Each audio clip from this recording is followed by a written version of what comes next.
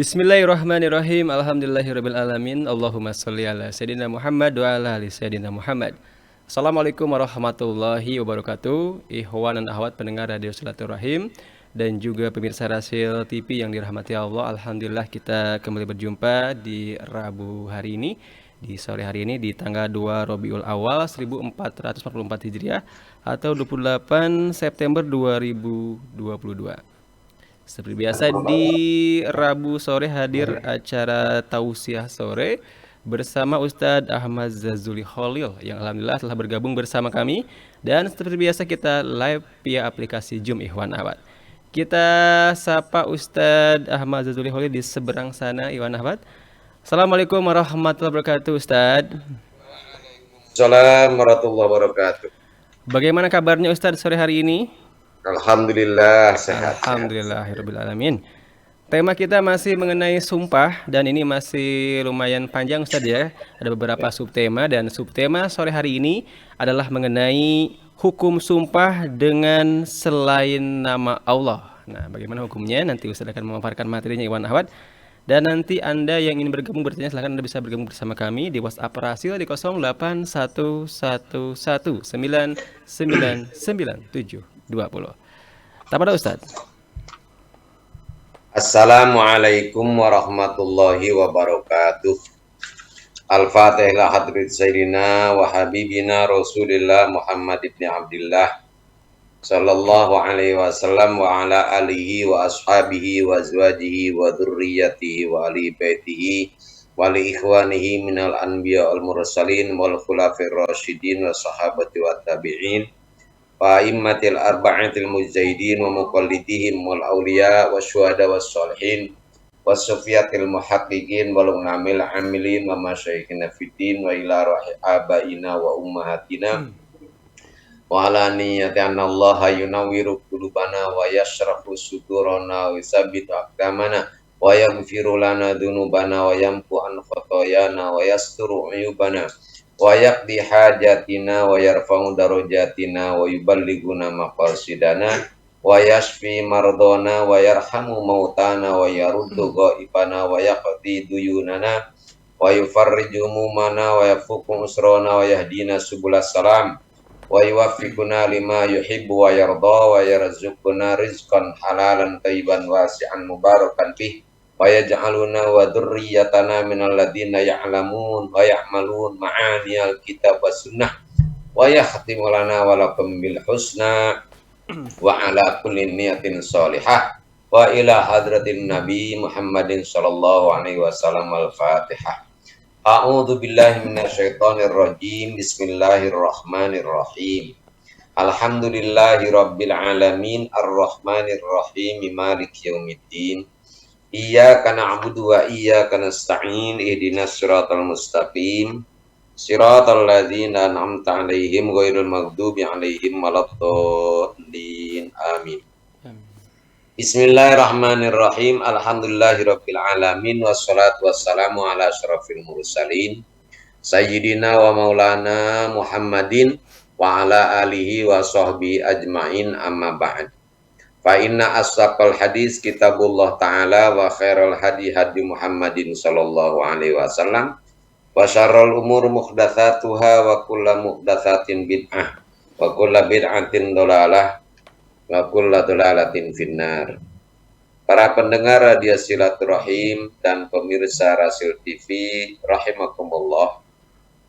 Alhamdulillah pada sore ini kembali kita dipertemukan oleh Allah walaupun lewat udara guna menjalankan salah satu perintahnya yang diwajibkan atas kita semua, yaitu menuntut ilmu, yang insya Allah pada sore ini kita akan melanjutkan kajian kita minggu lalu tentang yamin atau sumpah, di mana pada minggu yang lalu sudah saya sampaikan mengenai syarat-syarat halif, yakni syarat-syarat orang yang bersumpah, yaitu satu mukallaf, keduanya mukhtar, ketiganya sengaja.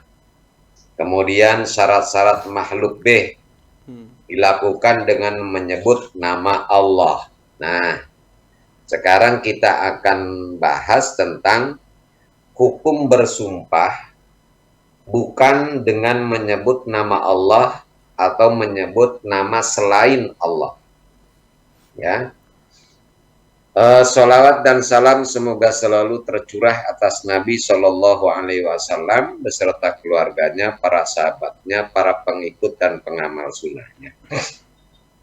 Para pendengar radio Silaturahim dan pemirsa Rasil TV rahimakumullah, mengenai hukum bersumpah bukan dengan nama Allah, bukan menyebut nama Allah, ini banyak dilakukan oleh kita kaum muslimin,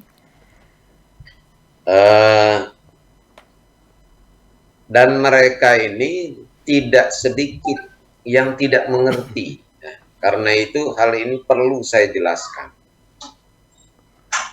bahwa Allah Subhanahu wa Ta'ala adalah pencipta langit dan bumi.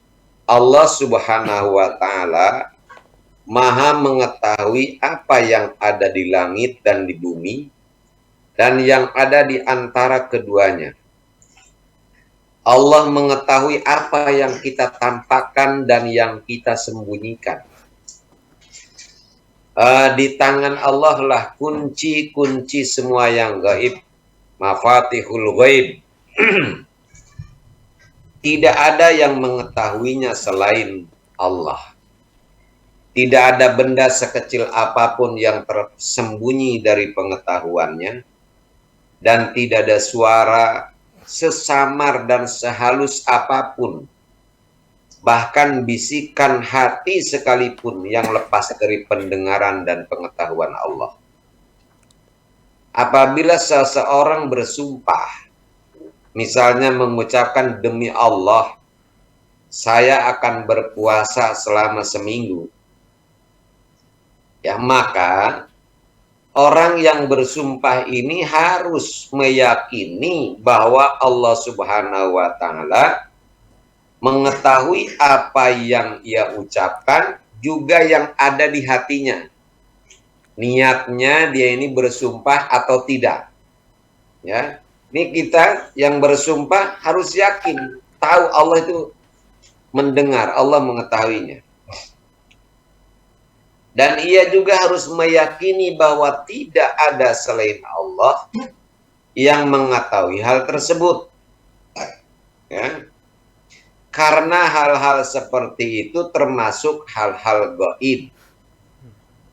Kalaupun ada hamba Allah yang mengetahuinya, itu bukan karena pengetahuannya sendiri, tetapi karena diberitahu oleh yang Maha Mengetahui, yang sifatnya terbatas, tidak mutlak, seperti mutlaknya pengetahuan Allah Subhanahu wa Ta'ala. Ya, misalnya begini, Fahri. Ada hadis mengatakan, hayati khairul lakum wa mamati khairul lakum. Kata Rasulullah, hidupku itu lebih baik. Hidupku itu baik buat kalian, wafatku juga baik buat kalian. Jadi Nabi itu hidupnya baik buat kita, udah wafat juga tetap beliau ini baik buat kita. Lalu apa baiknya hidupnya Rasul? Amma hayati, kata Rasulullah, wa asanu lakumus syara'i wa asanu lakumus sunan. Ketika aku hidup, aku buat syariat, aku buat sunnah-sunnah, dan itu bagus buat kamu. Ya. Dan ketika mati, sesudah wafat Rasulullah bagaimana? Kata beliau, fa inna a'malakum tu'radu alayya. Amal-amal kalian itu, ya, tuh, ditampakkan, diperlihatkan, disampaikan kepadaku. Ya. Fa'in ahsantum, jika kalian berbuat baik, fa'ahmadullah, maka aku memuji kepada Allah Subhanahu wa Ta'ala. Wa in asatum fa'astagfirullah. lakum katanya. Dan kalau memang kamu melakukan kejahatan, aku memohonkan ampun kepada Allah untuk kalian. Jadi dari hadis ini, Rasulullah itu tahu apa yang sedang saya lakukan sekarang. Apa yang sedang kamu lakukan, Fahri, ya. Iya. Rasulullah tahu. Tapi taunya Rasul itu bukan melihat. Ya, langsung, tapi diberitahu, ada yang menginformasikan. Nah, yang tahu tentang apa yang kita lakukan cuma Allah Subhanahu wa taala. Nah, orang yang bersumpah ini harus yakin, nggak ada yang lain yang tahu. Ya.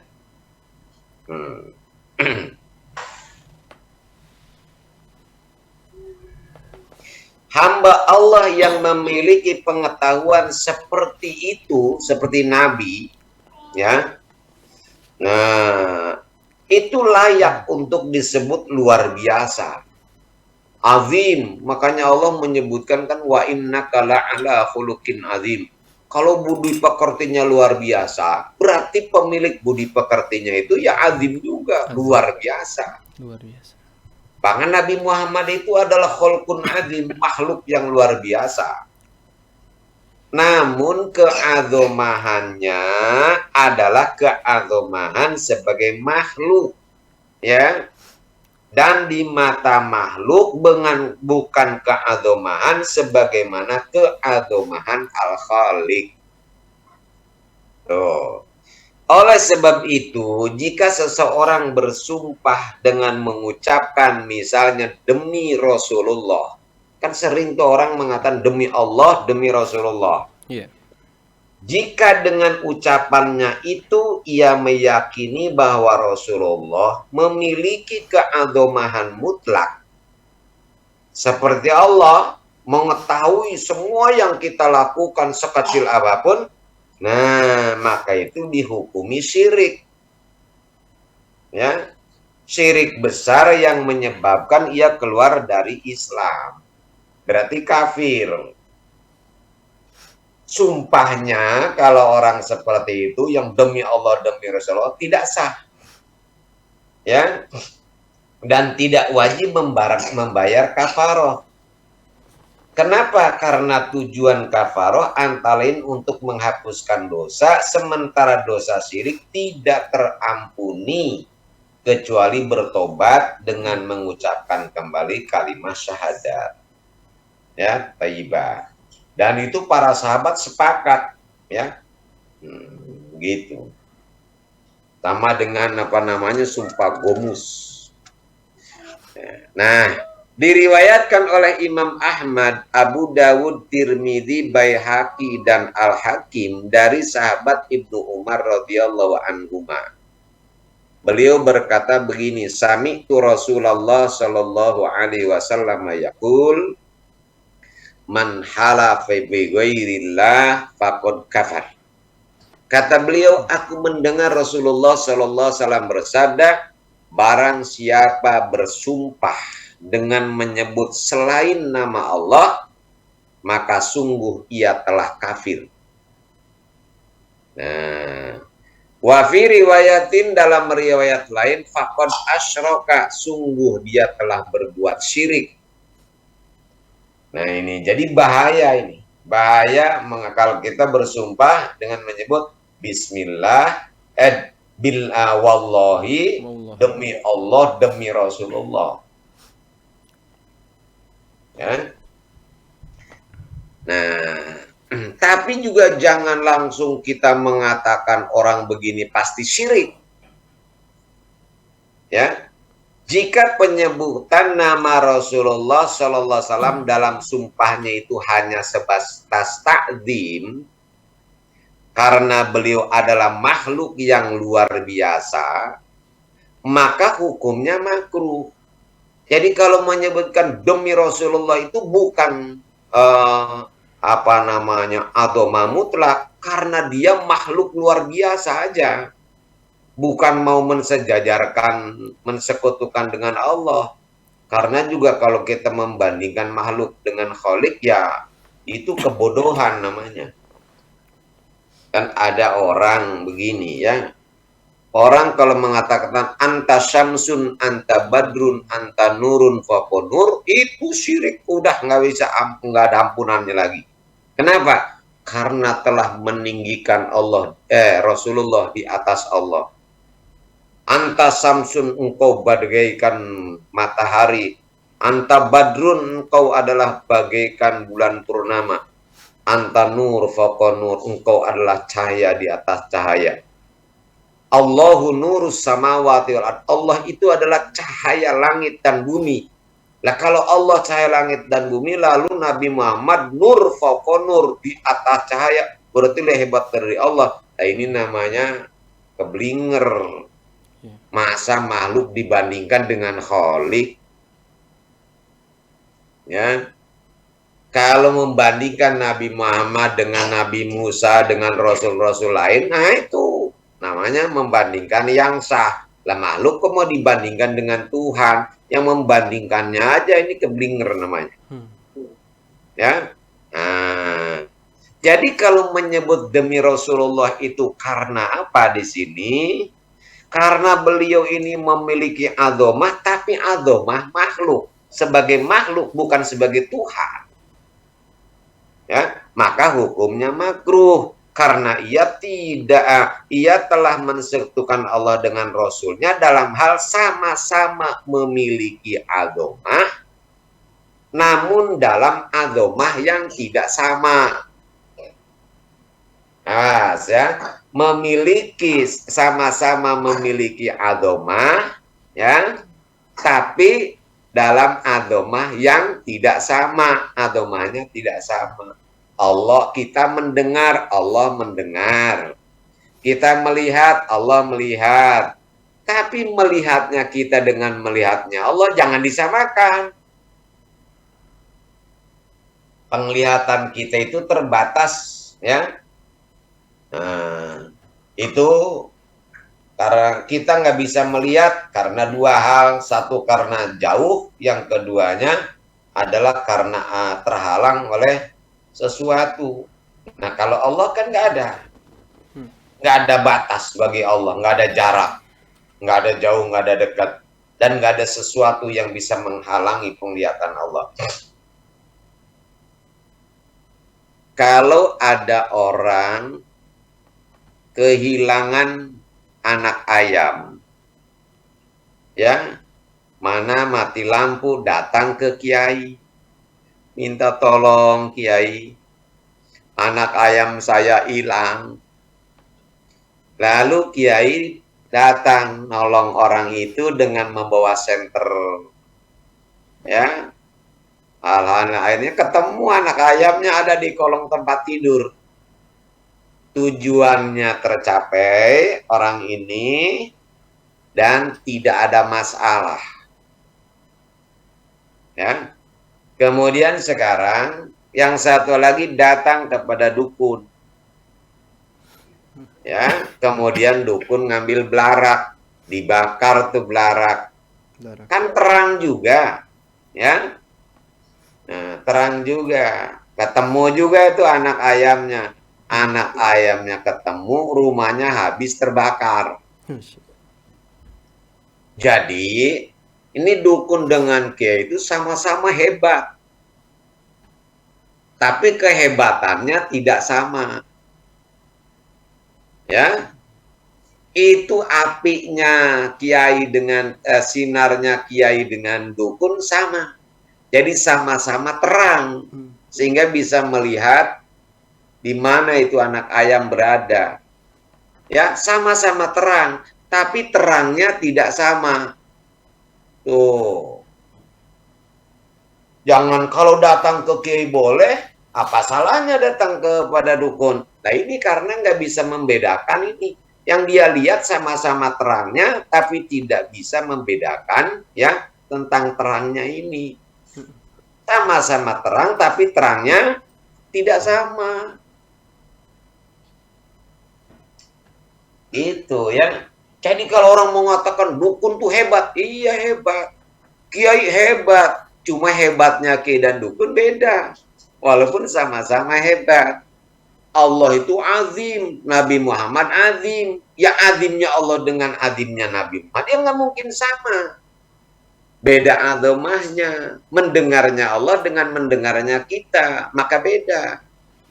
Ketika bersumpah menyebut nama Nabi Muhammad itu adalah karena Nabi Muhammad memiliki keazomahan sebagai makhluk, ya nggak apa-apa, nggak syirik, nggak mensekutukan dengan Allah.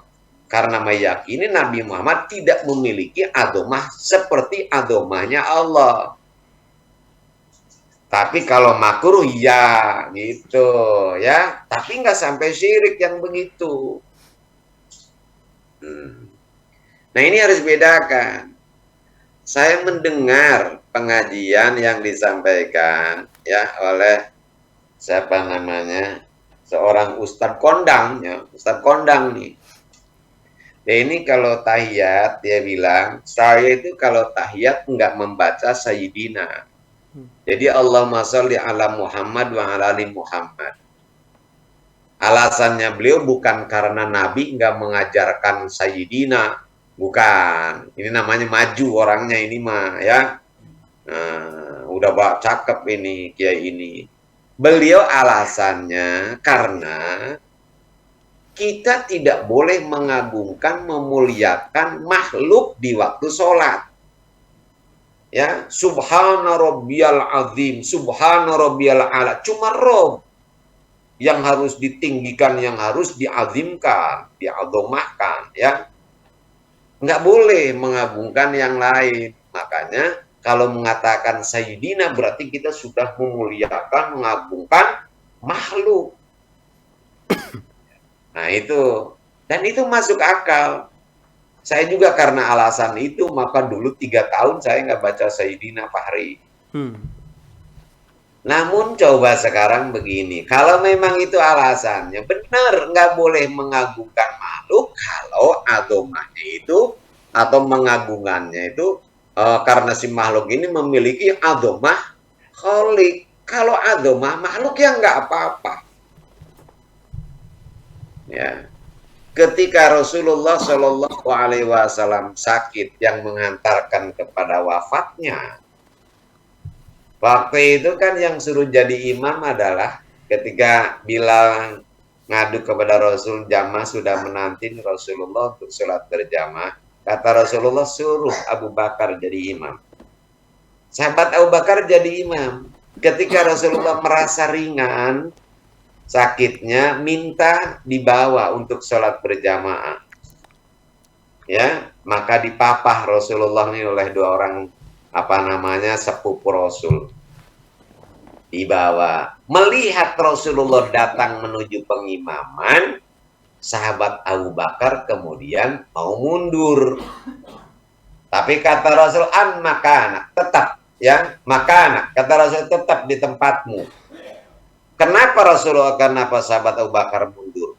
Nah, itu karena takdim, karena mengagungkan Rasulullah. Nggak mungkin dia jadi imam, Rasulullah jadi makmum, walaupun Rasulullah sakit, ya kan? Takdim. Apa salah? Sahabat Abu Bakar waktu itu lagi sholat. Apa sahabat Abu Bakar salah? Kalau salah, nggak mungkin Rasulullah diam melihat kesalahan yang dilakukan sahabat.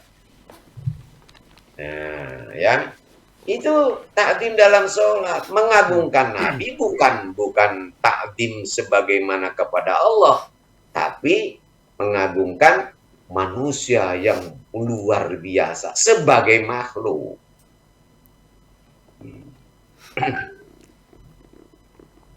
Jadi demikian ya. Diriwayatkan oleh Imam 7 dari sahabat Ibnu Umar radhiyallahu anhuma, qala Rasulullah sallallahu alaihi wasallam, innallaha azza wa jalla yanhakum an tahlifu bi abaikum. Ya, artinya sesungguhnya Allah azza wa jalla melarang kalian semua bersumpah dengan menyebut nama ayah-ayah nenek moyang kalian. Ya, qala Umar, Berkata sahabat Umar, "Fawallahi ma halaftu biha mundu sami'tu Rasulullah sallallahu alaihi wasallam manaha anha dzakiron wala athiron." Nah, kata sahabat Umar, demi Allah aku tidak pernah lagi bersumpah dengan menyebut nama nenek moyangku, bapak-bapakku sejak aku mendengar Rasulullah sallallahu alaihi wasallam melarangnya, baik ketika berbicara maupun bercerita. Wa fi riwayatin innahu adraka Umar fi raqbin wa Umaru yahlifu bi abi panadahum Rasulullah sallallahu alaihi wasallam. Dalam satu riwayat, aku dalam satu riwayat ya, bahwa Rasulullah mendapati sahabat Umar itu dalam kumpulan pengendara, dan Umar bersumpah. Ya, Umar bersumpah dengan menyebut nama bapaknya. Panadahum Rasulullah. Walaupun yang bersumpah cuma sahabat Umar, oleh Rasulullah dipanggillah para sahabat. Lalu Rasulullah bersabda, "Ala innallaha azza wa jalla yanhakum an tahlifu bi abaikum. Faman kana halifan falyahlib billah aw liyasmut." Ketahuilah, kata Rasulullah, sesungguhnya Allah azza wa jalla melarang kalian semua bersumpah dengan menyebut nama bapak-bapak kalian. Barang siapa bersumpah, bersumpahlah dengan menyebut nama Allah saja. Ya, atau kalau enggak diem, kata Rasulullah. Nah, berkata Imam Syafi'i rahimahullah, "Man halafa bi ghairillah fahiya yamin. Fahiya yaminun makruhah wa akhsha an takuna ma'siyatan." Barang siapa bersumpah dengan menyebut selain nama Allah, maka itu sumpah makruh, dan aku takut sumpah tersebut termasuk maksiat. Ashabus Syafi'i mengerti betul apa yang dimaksud oleh Imam Syafi'i, yang mungkin kita bisa salah memahaminya. Kata Ashabus Syafi'i, mereka menjelaskan bahwa yang dimaksud beliau termasuk maksiat adalah haram, ya, dan berdosa. Itu yang dimaksud dengan antakuna maksiatan itu. Namun dua guru besar madhab Syafi'i, yaitu Imam Rafi'i dan Imam Nawawi, menyatakan menurut madhab kami Syafi'i ya hanya makruh saja, tidak sampai haram. Sumpahnya tidak sah, dan jika melanggar atau kenyataannya tidak sesuai dengan sumpahnya, tidak wajib membayar kafarah. Dan jika sekarang ia bersumpah dengan menyebut selain nama Allah, itu hanya sekedar tauqir, menghargai, tauqir itu menghormati, ya, atau tanpa niat sumpah sebagaimana kebiasaan orang Arab, maka hukumnya mubah, nggak sampai makruh apalagi haram. Dan tidak ada kewajiban apapun bagi pelakunya, karena Nabi Muhammad Shallallahu Alaihi Wasallam juga pernah melakukannya, yakni bersumpah dengan menyebut nama selain Allah, padahal beliau tadi melarang. Ya, kita lihat hadis riwayat Imam Bukhari dan Muslim, juga yang lainnya dari Tolhah bin Ubaidillah radhiyallahu an, beliau berkata begini, "Ja'a rajulun ila Rasulillah sallallahu alaihi wasallam." Seorang laki-laki, ya, dalam riwayat lain itu orang Arabi, orang pedalaman Arab, datang menghadap Rasulullah sallallahu alaihi wasallam, faidan wa yas'aluhu anil Islam. Ternyata dia menanyakan kepada Nabi tentang Islam. Faqala Rasulullah sallallahu alaihi wasallam, maka jawab Rasulullah, "Khamsu shalawatin fil yaum wal lailah." Ya. Jadi kata Rasulullah, Nah, kamu wajib nih sesudah Islam ini mendirikan sholat 5 waktu sehari semalam. Faqala hal alayya ghairu? Apakah ada kewajiban lainnya selain sholat 5 waktu itu Rasulullah buat saya? Qala jawab Rasulullah illa anta tawwa'a. Nggak ada kecuali kalau kamu mau melakukan kesunahan, sholat sunnah, kata Rasul. Ya. Kemudian waqala Rasulullah sallallahu alaihi wasallam wasiyamu syahri Ramadan. Kemudian kalau masuk bulan Ramadan, kamu wajib puasa tuh sebulan Ramadan. Qala hal alayya ghairu? Apakah ada kewajiban puasa lainnya buat saya Rasulullah? Qala jawab Rasulullah, la illa anta tau'a. Kecuali kalau kamu melakukan puasa sunnah. Qala wa dzakaralahu Rasulullah sallallahu alaihi wasallam az-zakah. Asy-Sya'bi salah satu di antara rawinya Tolhah berkata, lalu Rasulullah menyebutkan kepadanya tentang zakat, ya. Nanti kamu wajib bayar zakat, ya. Lalu apa hal alayya ghairuha? Apakah selain zakat tadi Rasulullah ada lagi kewajiban buat bagi saya yang berhubungan dengan harta? Qala la illa anta tawa. Enggak ada kecuali kamu pingin menjalankan kesunahan, mau sedekah, mau hibah, atau mau apa, ya hadiah. Ola fa'ad baror rojul. Lalu sahabat Tolha berkata, kemudian lelaki itu pergi. Wahwa yakul, dan dia berkata, wallahi la azidu ala hadha wala antus. Kata seorang, demi Allah, saya tidak akan, kata dia, aku tidak akan melakukan yang lebih dari itu, tidak pula menguranginya. Pokoknya kalau sholat, ya 5 waktunya aja. Puasa, Ramadannya aja. Menyangkut harta, zakat doang. Nggak mau sedekah, nggak apa. Nggak akan menjalankan itu. Habis sholat, Assalamualaikum, kabur. Begitulah ya. Nah ini. Lalu kan qala Rasulullah sallallahu alaihi wasallam, aflah in sadaq. Beruntung orang itu kalau memang benar begitu. Makanya tuh kewajiban itu menyebabkan orang itu berhak mendapatkan surga, masuk surga. Wa fi riwayat Abu Dawud, sementara dalam riwayat Abu Dawud ada tambahan kalimat begini, aflah wa abih, kata Nabi, aflah wa abih. Ya, kata Rasulullah, pasti dia beruntung. Wa abihi, demi bapaknya. Nah, in sodako, jika dia benar, ya, demi bapaknya, beruntung dia kalau benar dilakukan. Wadahul jannah wa abi, dan pasti dia masuk surga demi bapaknya jika dia benar. Jadi Rasul menyebutkan demi bapaknya, ini taukir namanya, yang begini, ya, menghargai, menghormati bapaknya, enggak apa-apa, boleh, ya, kalau niatnya taukir.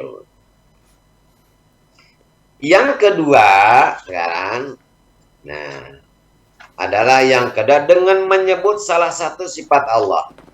Nah, tadi kan sudah saya katakan kemarin ya, dilakukan dengan menyebut nama Allah, sumpah itu. Nah, sekarang dilakukan dengan menyebut salah satu sifat Allah. Jadi tidak harus nama Allah. Bisa juga bersumpah dengan menyebut nama sifat Allah.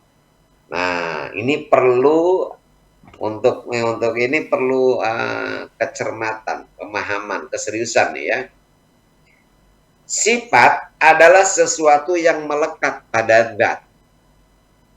Sifat Allah adalah sesuatu yang melekat pada zatnya Allah, yang ada pada zatnya Allah. Seperti apa? Ilmu, kekuasaan Allah, qudrat, irodat, ilmu, hayat, sama, basor, kalam, itu namanya sifat. Bagi orang yang belajar akidah melalui Aqaid 50, sifat 20 kalau orang Betawi ngerti ini yang begini, ya. Nah, atau sesuatu yang menjelaskan keberadaan zat seperti qadirun, muridun, alimun, hayyun, samiun gitu ya, atau penyayang, penyantun, pemaaf. Nah, baik yang termasuk dalam Asmaul Husna maupun yang tidak. Nah, nanti yang pertama, kudrat, ilmu, ayat itu namanya ada disebut sifat. Nah, penyayang, penyantun, pemaaf itu disebut adalah kata sifat. Yang disebut kata sifat namanya. Nah, sifat-sifat Allah itu ada dua, Fahri.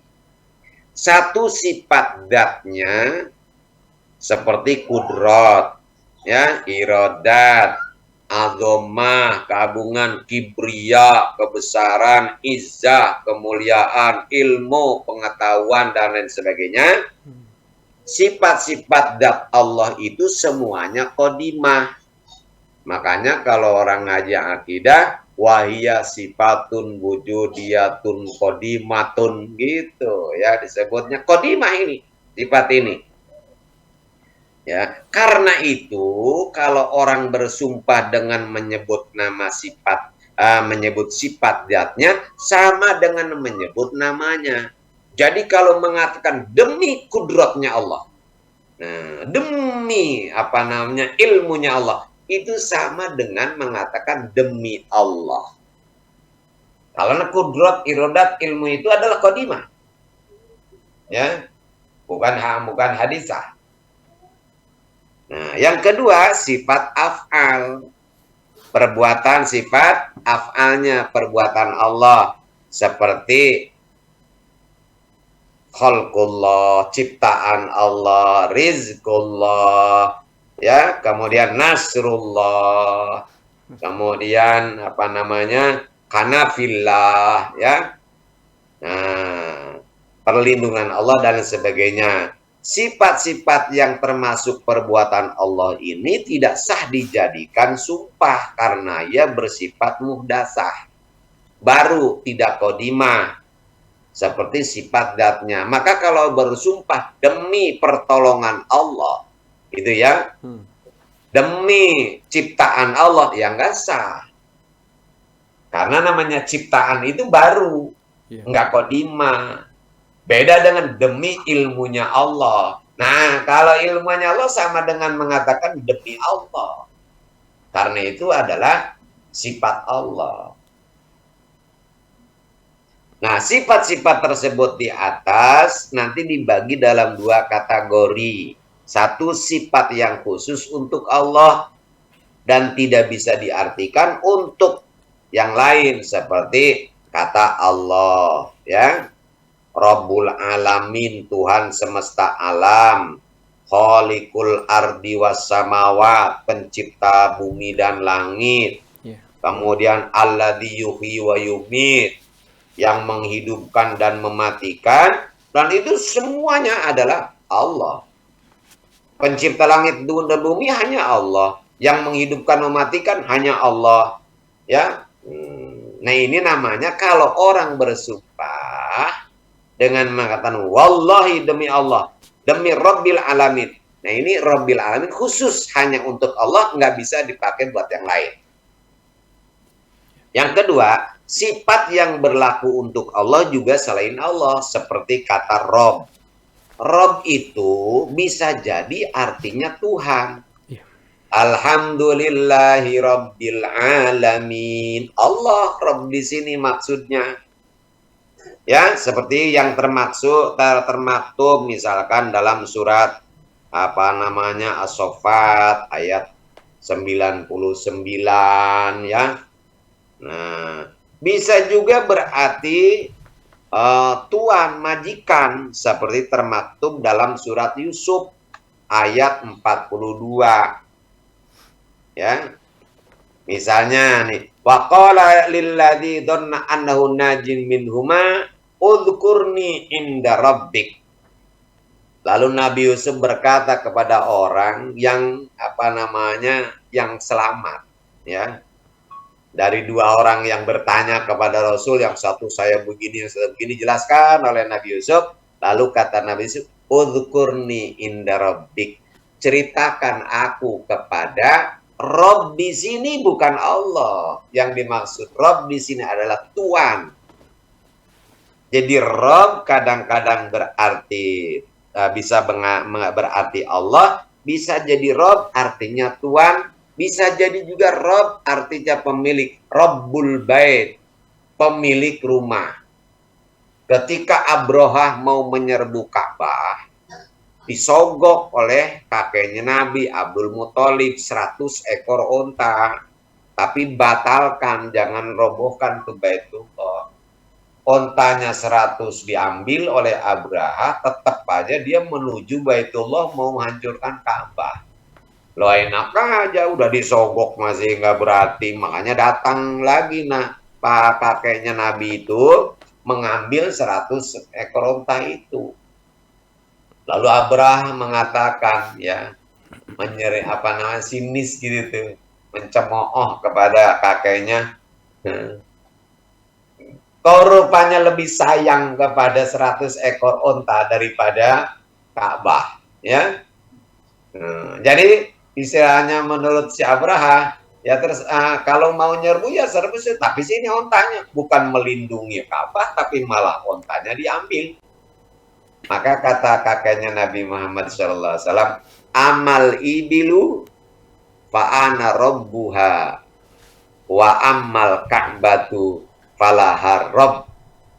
Kalau onta-onta ini akulah robnya. Nah, rob itu pemilik di sini, bukan Abdul Muthalib itu Tuhannya onta. Nah, adapun Ka'bah dia punya rob, punya yang menjaga, yang merawat sendiri, gitu ya. Jadi rob itu mananya sama dengan kata kafir, banyak maknanya. Makanya jangan alergi sekali dengan penyebutan kafir, ya. Orang kalau mengartikan kafir keluar dari Islam. Enggak seperti itu, ya banyak kafir itu artinya. Seorang wanita yang yang enggak taat kepada suaminya, bagaimana dalam hadis tuh, yakfurnal asyir, ya. Kemudian kalau kamu bersyukur, aku tambahkan nikmatku yang lainnya. Tapi kalau kamu kufur, adabku sangat pedih, kata Allah dalam surat Ibrahim. Yang maksud kufur di situ bukan keluar dari Islam, enggak mensyukuri, enggak bersyukur itu namanya kufur. Baik. Kita lanjutkan selanjutnya. Jadi dalam dua ayat tersebut, kata Rob yang dimaksud oleh Nabi Ibrahim alaihissalam dalam surat tadi dalam surat As-Saffat, yaitu waqala inni dzahibun ila rabbi sayahdin. Nabi Ibrahim berkata, inni dzahibun ila rabbi, aku akan pergi menuju Tuhanku, sayahdin, kelak dia akan memberikan petunjuk kepadaku. Di mana? Kemana Nabi Ibrahim pergi kepada Tuhan itu? Ternyata dalam sejarah dibuktikan, sejarah mencatat, Nabi Ibrahim itu dari Babilonia perginya ke Palestina. Ya, lalu dia mengatakan, aku akan pergi menemui Tuhan, akan pergi kepada Tuhan. Perginya ke Palestina. Emangnya Allah ada di Palestina? Ini kan ada orang yang menafsirkan ayat itu, ya, nggak pakai takwil. Ya. Allah di langit, ya Allah di langit. Allah di aras, berarti Allah ya di aras. Lah sekarang Nabi Rum mengatakan, aku akan pergi kepada Allah, kepada Tuhan. Kemana? Palestina. Apa Allah ada di Palestina? Coba tolong pahami yang begitu. Udah begitu nyalah-nyalahin ulama lagi. Nyalah-nyalahin mufasir yang udah luar biasa. Nah, ya ampun. Nah, ini ya. Jadi Rob di sini maknanya Tuhan dalam surat As-Saffat sama dengan Rabbul Alamin. Tapi kalau dalam ayat yang maksud oleh Nabi Yusuf itu adalah majikan, tuan. Tuan. Kata Rob bisa juga berarti pengatur. Dan juga bisa pemimpin agama, Robbani. Begitu juga dengan kata Ar-Ra'uf, penyantun, Ar-Rahim, penyayang, yang termaktub dalam surat Al-Baqarah ayat 143, innallaha bin-nasi laraufur rahim. Makna Rauf dan Rahim ini maksudnya siapa? Allah. Ini sifatnya Allah. Sifatnya Allah, ya. Demikian juga dengan surat At-Taubah ayat 117. Ya, innahu bihim raufur rahim. Sesungguhnya Allah sangat penyantun, juga sangat penyayang kepada mereka orang-orang Muhajirin dan Ansor, ya. Tapi dalam surat yang termaktub dalam surat At-Taubah ayat 128, kata Rauf dan Rahim itu bukan menunjukkan kepada Allah, tapi sifat Nabi Muhammad. Laqad ja'akum rasulun min anfusikum azizun 'alaihi ma anittum harisun 'alaikum bil mu'minina raufur rahim. Ini raufur rahim itu isinya bukan Allah, Nabi Muhammad. Ya, walaupun raufur rahim itu asmaul husna, tapi ini adalah asmanya Nabi. Artinya di sini kata Rauf itu dan Rahim enggak hanya berlaku untuk Allah, tapi juga bisa untuk makhluk. Ya. Nah, apabila seseorang bersumpah dengan salah satu sifat yang berlaku untuk Allah juga selain Allah, misalkan warab, demi Tuhan, demi Rabb, ya, atau wal-latif, demi al-latif, wal malik, demi pemilik, maka boleh jadi zahir dan batinnya termasuk bersumpah sehingga menjadi sumpah munakidah, dan boleh jadi juga zahirnya sumpah tetapi batinnya tidak sehingga itu menjadi sumpah lagho. Maka untuk memudahkan memahami sumpah dengan sifat Allah ini, ya, saya ingin memberikan pemahaman yang telah dipaparkan oleh oleh Imam Ali bin Muhammad Al-Mawardi di dalam kitab Al-Hawil Kabirnya sebagai berikut. Gini, ya. 1. Khalif dipandang telah bersumpah zahir dan batinnya jika ia bersumpah dengan menyebut nama zat atau sifat yang khusus untuk Allah. Misalnya wallahi, ya, wallahi, atau warabbil ardi was samawat, walladzi yuhyi wa yumit, demi zat yang menghidupkan, walladzi nafsi biyadihi. Nah, ini zahir batinnya sumpah. Maka kalau orang mengucapkan begini, ya, melanggar, nanti ada kafaroh, ada sanksi hukumnya. Yang kedua, Khalif dipandang telah bersumpah dohirnya, tidak batinnya. Dohirnya sumpah, batinnya enggak. Jika bersumpah dengan sifat yang memungkinkan menjadi sifat selain Allah, seperti warrob, demi Rob, ya. Jika dilihat zahirnya, Khalid telah bersumpah karena Rabb adalah nama sifat Allah. Rabbul Alamin, Rabbul Izzah, ya. Demikian juga batinnya, jika yang ia maksud dengan kalimat itu adalah Allah. Ya, maka jika ia langgar, ia wajib membayar kafaroh. Tetapi jika yang dia maksud Rabb di sini adalah Rabbul Bait, Rabbud Dar, ya, pemilik rumah, maka batinnya tidak tergolong bersumpah. Ya, jika melanggar tidak wajib membayar kafaroh. Itu. Nah, yang ketiga, Khalid dipandang telah bersumpah batinnya, tidak zahirnya. Ada yang sini nggak yang lihat jam nggak? Ya, telah bersumpah batinnya, tidak zahirnya.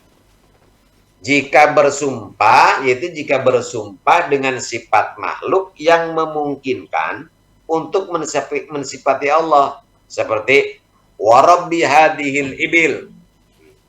Wa rabbi hadhil abil, demi robnya onta ini. Nah, demi robnya onta ini. Ini dohirnya ia tidak bersumpah karena menurut pandangan adat ungkapan tersebut menunjukkan kepada manusia yang menjadi pemiliknya bukan Allah, ya. Maka jika melanggar ia tidak wajib membayar kafaroh. Tetapi jika yang dimaksud adalah pencipta unta ini, yang dimaksud Rob di sini adalah pencipta, ya, unta ini, ya jelas jadinya Allah. Nah, itu membutuhkan niat, gitu ya. Maka jadilah dia sumpah. Yang keempat, mempertimbangkan adat dan budaya masyarakat tempat Halif berdomisili dalam menggunakan kata-kata atau kalimat. Ya. Misalnya, ia mengucapkan warabbi, demi Robku. Ya, jika adat masyarakatnya biasa menyebut majikan dengan Rob, maka zahirnya ia tidak tergolong bersumpah. Demikian juga batinnya. Kecuali jika yang dimaksud adalah Allah. Dan jika adat setempat tersebut tidak menggunakan kata Rob kecuali untuk Allah, maka kalau orang mengatakan warabbi, demi Tuhanku, berarti dia udah sumpah. Tuh, begitu ya. Nah, inilah mengenai syarat-syarat makhluk B. Nanti kita akan bahas tentang syarat-syarat makhluk alaih. Mungkin ini dulu sore ini, ya, Fahri, wallahu a'lam. Bagaimana demikian di sebagian yang telah Ustaz sampaikan mengenai sumpah ini, hukum sumpah dengan selain nama Allah. Dan yang ingin bergabung bertanya, silahkan Anda bisa kirimkan pertanyaannya melalui WhatsApp kami di 081119999720. Kami segera kembali.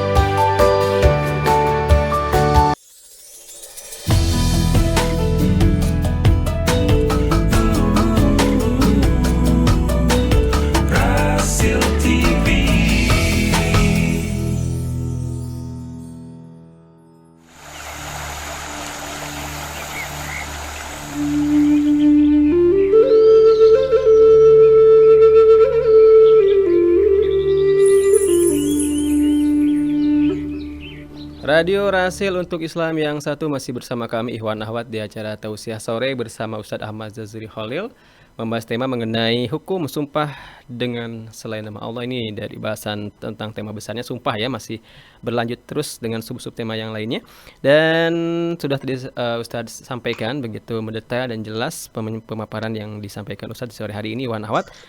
Dan sudah banyak Ustadz yang bertanya di WhatsApp rahasia di 081119999720. Semoga waktunya cukup. Nih yang pertama saya bacakan dari Bapak Abdullah di Depok, Ustadz. Assalamualaikum warahmatullahi wabarakatuh, Ustadz. Waalaikumsalam warahmatullahi wabarakatuh. Mohon izin bertanya, kawan saya di kantor karena suatu hal dia pernah bersumpah dengan mengucapkan, demi Allah, demi Rasulullah, kalau saya berbohong maka batal haji saya. Bagaimana dengan kondisi seperti ini Pak Ustadz? Sampai-sampai dia itu begitu berani menanggung kalau dia bohong maka hajinya batal. Ini bagaimana? Mohon pencerahannya Ustadz. Demikian.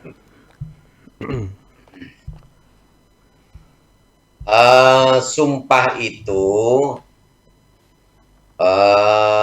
nanti kan ada satu tadi mengatakan demi Allah demi Rasulullah, itu sumpah nggak bener ya, kalimat sumpah begitu tadi udah saya bahas tuh. Kalau apa namanya bisa menyebabkan kufur kalau gitu, tapi tanda kutip ya. Kalau ya. Minimal itu makruh. Minimal itu ulama mengatakan makruh ya. Kecuali karena taukir tadi ya. Kemudian demi Allah kalau saya bohong maka batal haji saya. Ya, maka batal haji saya. Kemudian yang ditanyakan ini, kok orang berani sekali mengatakan seperti itu, gitu ya? Apakah orang ini berdosa? Kalau pertanyaannya begitu, yang jelas sumpah nggak baik lah seperti itu ya. Nggak baik. Tapi ya mungkin itu karena dia memang jujur, ya karena dia itu jujur sehingga dia berani mempertaruhkan itu. Nah, nanti kalau umpamanya dia bohong gitu ya, nah itu nanti apa namanya? Apa namanya kafaroh? Nah, kafarohnya. Ya, kemudian itu urusannya tentu adalah dengan Allah Subhanahu wa taala. Ingat, iya, ya, nanti urusannya dengan Allah Subhanahu wa taala. Selanjutnya begini, juga di dalam sumpah itu nanti ada ya orang kalau bersumpah kan berkata begini Pak Hari, demi Allah saya akan berpuasa, misalnya ya, demi Allah saya akan berpuasa. Ini kata demi Allah saya akan berpuasa seminggu itu namanya sigot. Sigot. Ya, yang mengucapkannya namanya halif, orang yang bersumpah. Allah namanya makhluk beh, mau berpuasanya itu namanya makhluk aleh. Nah, makhluk aleh itu disyaratkan harus berupa perbuatan yang memungkinkan untuk dilakukan juga untuk dilanggar. Kalau makhluk Allah itu nggak bisa dilakukan, nggak bisa dilanggar, nggak sah sumpahnya. Jadi sumpah orang itu nggak sah. Demi Allah, ya, kalau saya bohong, batal haji saya. Nah, siapa yang bisa membatalkan apa namanya haji? Siapa yang bisa melakukannya itu?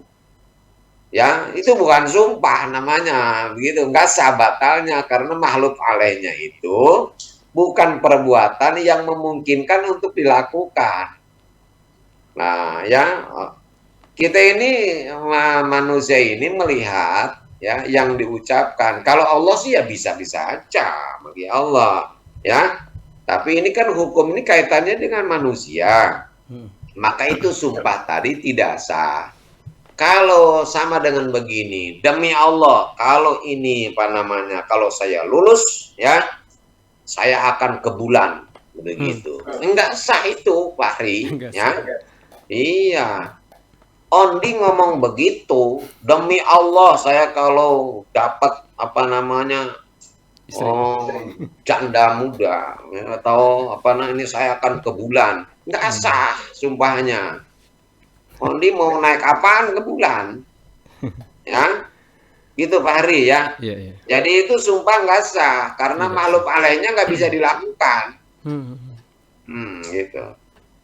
Jadi nggak ada apa namanya, nggak ada konsekuensi hukumnya. Ya. Nggak ada. Ya. Wallah alam gitu. Baik, terima kasih atas jawabannya. Selanjutnya dari Bapak Denny di Batam. Assalamualaikum warahmatullahi wabarakatuh, Ustadz. Waalaikumsalam warahmatullahi wabarakatuh. Di zaman sekarang banyak orang-orang yang sudah berani melanggar sumpahnya, Pak Ustadz. Entah itu sumpah jabatan atau sumpah apapun. Jadi bagaimana dia mau taat kepada Allah, kitab saja dipermainkannya. Ini bagaimana Pak Ustadz fenomena di akhir zaman ini bisa terjadi seperti ini? Mohon pencerahannya Pak Ustadz, demikian. Ini kita bukan bicara masalah apa namanya bagaimana akidah, bagaimana kita ini bicara, ini masalah fikih loh Pak Fahri ya. Jadi ketika bicara fikih, kita ini bicara tentang hukum positif.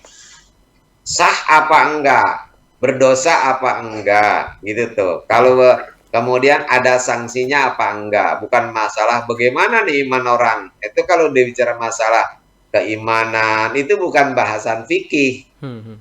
Ya, karena fikih itu al ilmu bi ahkamis syar'iyyati, ya, al muta'alliqah bil af'alil mukallafin. Jadi ilmu pengetahuan tentang hukum syariat yang berhubungan dengan perbuatan. Perbuatan. Perbuatan fisik, bukan masalah keyakinan. Kalau namanya iman, itu masalah keyakinan. Nah, kalau bicara masalah keyakinan ini, perbuatan hati itu akidah. Hmm. Dan kita nilai bukan lagi bicara tentang akidah, tentang apa namanya hukum, Fikih. ya. Nah, fikih, iya, gitu. Jadi saya nggak jawab itu, Hmm. nggak bisa jawab itu. Mana iman orang kalau sudah begitu? Nah, ini wallahu alam kalau menyangkut masalah itu. Ya. Oke, beda Hmm. lagi bahasannya ya. Ya tentu apa namanya bukan saya nggak mau jawab. Ini jamaah adalah masalahnya masalah fikih. Jadi bukan masalah tauhid, bukan masalah akidah. Hmm. Saya yakin penanya juga tahu lah orang melanggar hukum itu bagaimana sih, ya. Cuma kalau sanksinya apa dalam Islam itu gitu. Ya. Allah. Baik. Beralih ke pertanyaan dari tidak menyatakan nama nih, hamba Allah. Assalamualaikum warahmatullahi wabarakatuh. Pak Ustadz, Waalaikumsalam warahmatullahi wabarakatuh. dalam surat Al-Qalam di ayat yang ke-10 yang artinya janganlah engkau patuhi setiap orang yang suka bersumpah dan suka menghina. Ini maksud dari ayat tersebut seperti apa Pak Ustadz? Apakah orang yang bersumpah namun dia melanggar sumpahnya ataukah bagaimana Pak Ustadz mengenai ayat tersebut? Mohon nasihat dan pencerahannya Iya. Pak Ustadz. Baik. Begini ya, tema minggu yang lalu saya sudah sampaikan. Imam Syafi'i rahimahullah radhiyallahu an, beliau mengatakan bahwa saya itu nggak pernah katanya bersumpah baik untuk benar apalagi untuk bohong. Sumpah itu untuk apa sih? Sumpah itu kan untuk meyakinkan, ya, untuk meyakinkan bahwa kita benar-benar begini atau benar-benar tidak begini. Tuh, kenapa kita harus sumpah?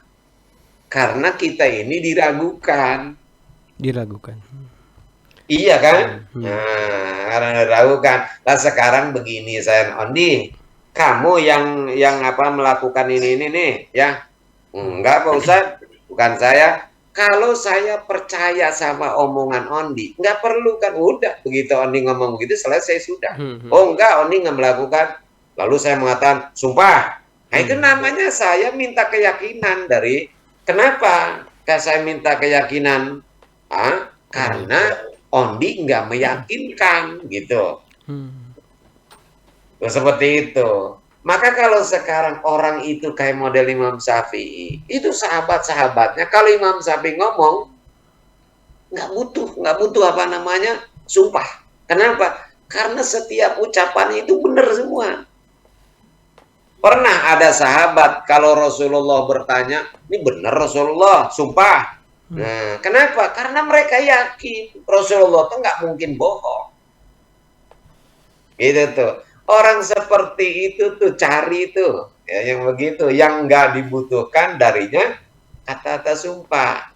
Nah, orang yang begitu mudah mengucapkan kata-kata sumpah, itu dia menunjukkan jati diri dia. Jati diri dia. Orang lain tuh kayak dia gitu, ya. Makanya para sahabat gak gampang sumpah.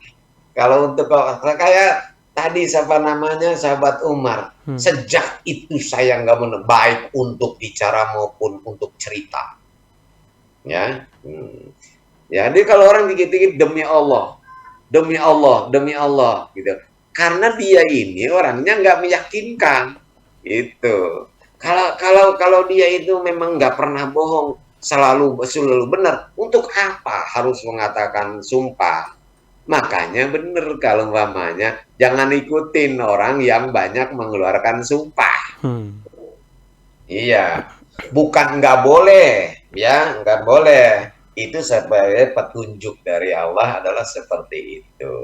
Apalagi kalau memang sumpah itu sumpah palsu, udah jelas. Ya, Sumpah orang palsu. yang suka melanggar sumpah, walaupun nggak melanggar sumpah, kalau orang sering sumpah, nah itu apa namanya? Menunjukkan bahwa dia ini nggak meyakinkan. Hmm. Wallahu a'lam. Baik. Dari Bapak Ade di Bogor, Assalamualaikum warahmatullahi wabarakatuh, Ustadz. Waalaikumsalam warahmatullahi wabarakatuh. Ini adakah penjelasan dalam Al-Quran mengenai sumpah mubahalah, Pak Ustadz? Dalam kondisi seperti apa kita sampai mengamalkan mubahalah seperti itu, Pak Ustadz? Mohon mengenai Baik, pencerahannya. baik.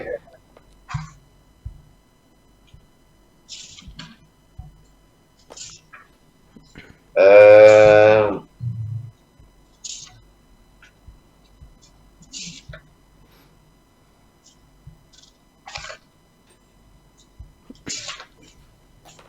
dalil mubahalah ya.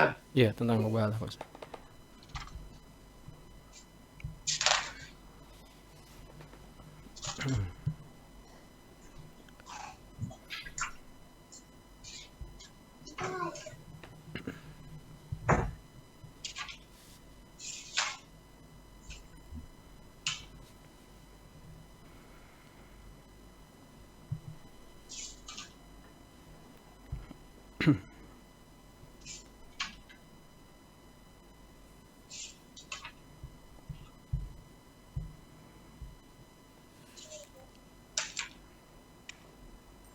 Ya. Bagaimana Ustadz? Apakah kita ke pertanyaan yang lain? Pertanyaan yang lain dulu, Baik. pertanyaan lain dulu. Nanti itu Ya, yang kedua. ya kita tunda dulu. Beralih ke pertanyaan yang lain Ustadz nih. Ini Ya. dari Ibu Tini di luar tema Pak Ustadz, pertanyaannya. Assalamualaikum warahmatullahi wabarakatuh. Waalaikumsalam. Ustadz, mohon penjelasannya mengenai manakah yang lebih afdol berucap amin Allahumma amin atau amin ya robbal alamin, Pak Ustadz? Mana yang Demikian. lebih utama gitu ya? Kalau mana yang lebih utama saya nggak tahu ya. Yang doa itu kalau orang Membacanya. amin, kalau Rasul hanya menyebutkannya amin gitu saja. Ya, karena amin itu artinya istajib doa, Istajib doa. kabulkanlah doa kami ya. Dan itu jelaskan sudah kepada Allah sebelumnya. Jadi apakah mau jadi nggak pakai nambah-nambah Rabbul Alamin, kata atau Allahumma amin ya. Jadi amin Allahumma amin. Kalau saya doa itu kalau mengaminkan ya amin aja Amin udah. aja.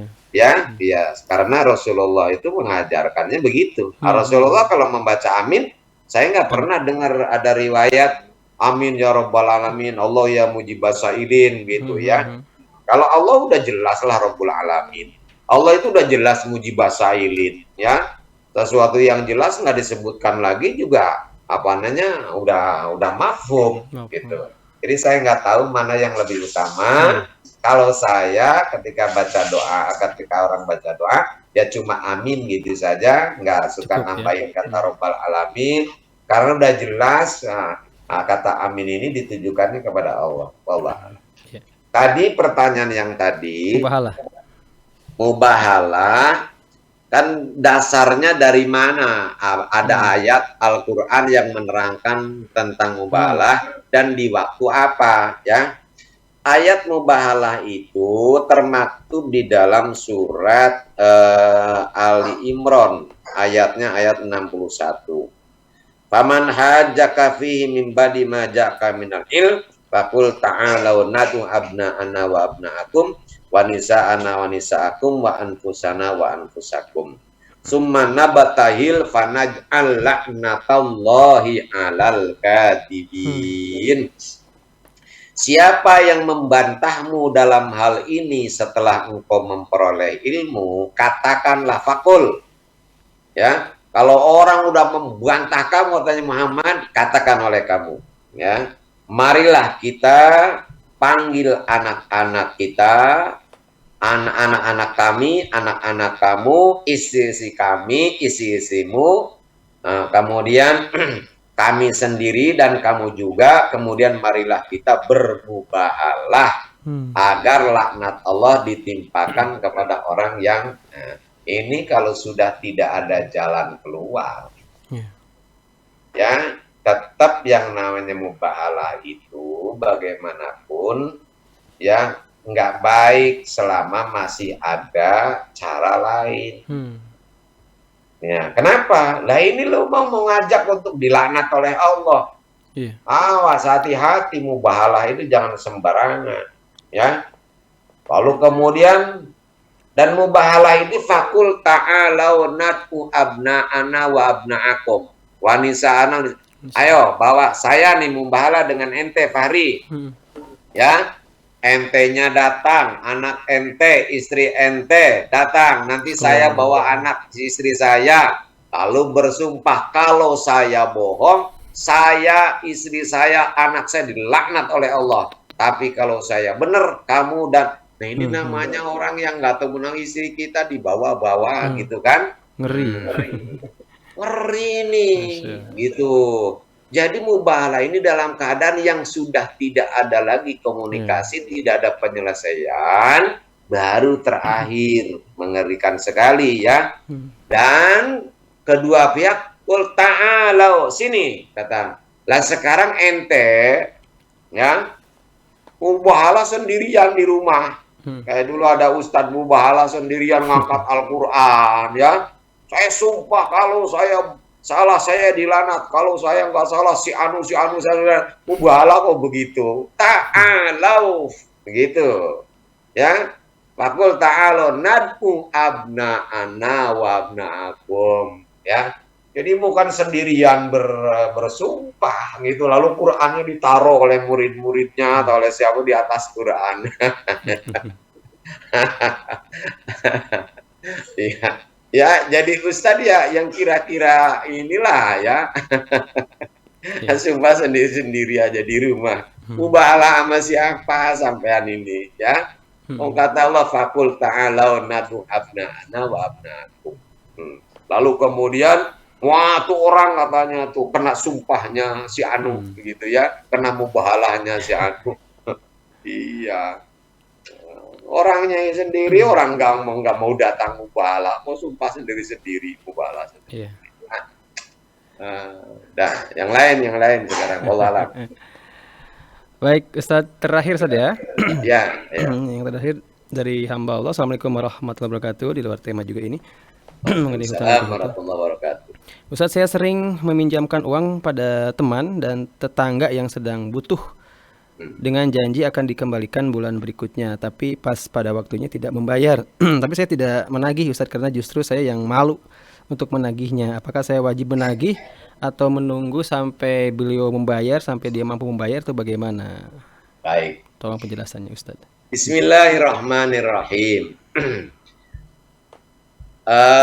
Orang yang punya hutang jelas wajib membayar hutang. Ya, membayar hutangnya. Apakah orang yang yang menghutangi itu wajib menagih? Pada dasarnya enggak. Ya, enggak. Cuma begini, manusia itu kan punya sifat pelupa. Itu sifat pelupa. Nah, kalau orang itu enggak membayar, boleh jadi dia itu lupa punya hutang. Ya. Kayak Ondi tuh kalau ngutang dia lupa, kalau ngutangin inget terus. Ya. Itu Ondi tuh. Nah, ini orang kadang-kadang begitu, Pak Hari. Nah, jadi kalau dia itu lupa apa dosa? Ya enggak berdosa. Nah, supaya ini kita yang ngutangin ngingetin dia kalau dia itu barangkali lupa. Gitu tuh, ya. Nah, Sekarang sudah diingatkan nggak mau membayar juga, kita sudah lepas dari Iya. kewajiban kita. Jadi kewajibannya kita itu adalah mengingatkan Ingat. barangkali dia lupa. Hmm. Nah, satu itu. Yang kedua sekarang, ketika Rasulullah pernah melihat ya di dalam aras itu ada termaktub tulisan orang kalau bersedekah ya maka dia mendapatkan pahala 10, tapi kalau yang menghutangi pahalanya itu 18. Rasulullah nanya Jibril, lah kok katanya orang ngutangin pahalanya kok lebih besar dari sedekah? Kalau kita sedekah, berarti kan nggak balik lagi karena harta yang sudah disedekahkan milik dia. Hmm. Tapi kalau ngutang, kan dia harus mengembalikan lagi. Kenapa pahalanya lebih besar? Kalau orang sedekah, ya belum tentu yang nerima itu orang yang butuh. Tapi kalau orang ngutang, nggak mungkin ngutang kalau dia nggak butuh.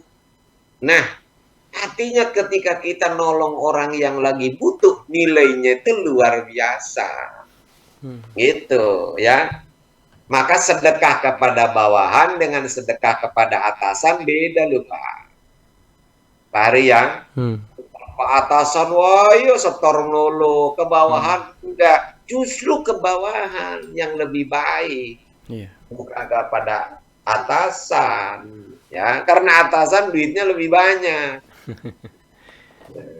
Tapi kok banyak yang ke atasan? Ada apa? Wallahu alam. Wallahu Ya. a'lam Nah, itu yang bishawab. kedua. Yang ketiga sekarang, ya. Yang ketiganya adalah orang-orang arif dulu itu banyak ulama orang arif billah itu orang-orang soleh suka ngutangin sama orang gitu ya. Nah, kalau umpamanya begini, Pak Ari, Ustadz, ya, ente misalnya, Ondi, tolong pinjemin saya duit 1 juta, insya Allah nanti bulan depan tanggal 1 saya bayar. Dikasih oleh Ondi, ya. Nah, begitu bulan depannya, ente umpamanya datang mau bayar, Pak Hari, kata Ondi begini, ya, emang ente sudah punya duit, pakai aja, udah, pakai aja dulu, saya juga toh, apa namanya, lagi belum butuh, pakai aja dulu, nanti ente ngembaliinnya bulan depannya lagi, sebulan lagi, pakai aja dulu. Nah, ketika ente menolong orang, ya, maka setiap hari itu ente itu apa namanya si Ondi ini mendapatkan pahala sedekah sejumlah yang dihutangkan. Masya Allah. Itu selama sebulan itu tiap hari ya. Tiap hari. Ya, tadinya kan ente ngutang ini dapat pahala. Waktunya jatuh tempo bayar, sama Ondi dikasih ditangguhkan lagi. Udah nanti bulan depan aja bayarnya, toh saya juga lagi nggak butuh. Kayak apa kan senengnya ente Pak Hari, ya? Pasti senang banget. Akhirnya duit dibawa lagi sama ente. Nah, itu Ondi sejak hari itu sampai nanti pembayaran, ya, tanggal 1 bulan berikutnya, setiap hari mendapatkan pahala sedekah sejumlah yang dihutangkan ke ente. Begitu sampai bulan berikutnya mau bayar lagi ente, ya, datang lagi kata Ondi, udah apa namanya, pakai aja dulu, ya, saya juga belum perlu kok, bulan-bulan depan aja. Lah itu nanti setiap hari Ondi dapat pahala bersedekah, ya, 2 kali lipat jumlah yang ia pinjamkan. Itu orang soleh dulu begitu. Nah nanti kalau umpama diulur-ulur, dia itu niat memang nyari pahala doang. Nanti kalau orang itu mati, misalnya dia ngomong sama Allah, ya Allah, utang dia saya ibrokkan, saya bebaskan. Saya bebaskan.